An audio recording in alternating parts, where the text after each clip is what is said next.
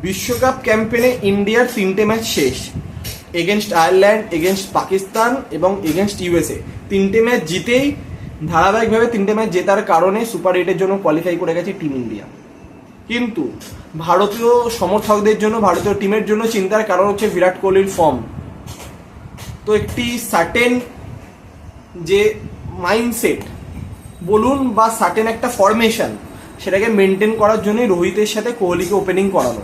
কারণ কোহলি যদি 3 নম্বরে খেলে তাহলে যথারীতি জয়সওয়ালকে ওপেনিং করাতে হবে, তাহলে 4 নম্বরে সূর্যকুমার খেলবে, তো তাহলে 5 নম্বরে পান্থকে দিতে হবে, আবার 6 নম্বরে পান্ডিয়া ফিক্সড, 7 নম্বরে জাদেজা হোক, আকসার হোক, যে থাকবে তারপরে এইভাবে চলতে থাকবে।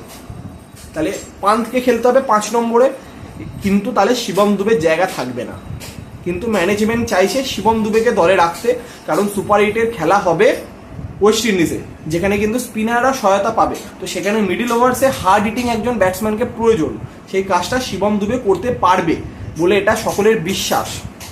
এবার সেই ফরমেশনের কথা মাথায় রেখে দুবেকে দলে রাখা, এবং তাহলে উইকেট কিপার কে করবে, তার জন্যই পান্থকে 3 নম্বরে খেলানো এবং বিরাটকে দিয়ে ওপেনিং করানো।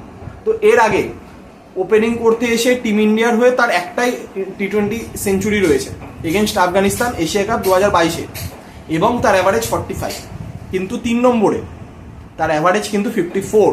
তো এই রকম যে টি20 ওয়ার্ল্ড কাপে প্রথম ম্যাচে তিনি 1, তারপরে ম্যাচে 4, তারপরে ম্যাচে গোল্ডেন ডাক, এরকম কিন্তু পারফরমেন্স এর আগে বিরাটের হয়নি কখনো। তো এবার সবার মনে প্রশ্ন যে তাকে ওপেনিং করানোটা ঠিক না তাকে 3 নম্বরেই খেলানো ঠিক।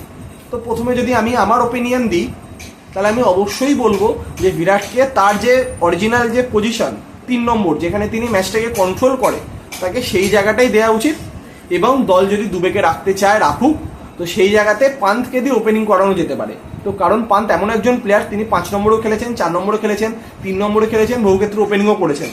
তো রোহিতের সাথে তিনি যদি ওপেনিং করে তো রাইট হ্যান্ড লেফট হ্যান্ড কম্বিনেশনও পাওয়া যাবে, বিরাট নিজের পজিশনে খেলতে পারবে, সূর্যকুমার, দুবে, পান্ডিয়া প্রত্যেকে নিজের পজিশনে খেলতে পারবে।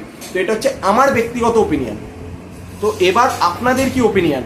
বিরাটকে কি কালকের ম্যাচে এগেনস্ট কানাডা ফ্লোরিডার মাঠে যে খেলাটা হবে, আদৌ খেলাটা হবে কিনা সেটা ঠিক নেই, কারণ ফ্লোরিডাতে যা এখন বৃষ্টির যা অবস্থা, যদি ম্যাচটা হয় তো সেখানে কি হবে? বিরাটকে কি ওপেনিং করানো উচিত, না বিরাটকে 3 নম্বরে খেলানো উচিত? তো সেই বিষয়ে আপনাদের কি মতামত তা অতি অবশ্যই কমেন্ট করে জানাবেন।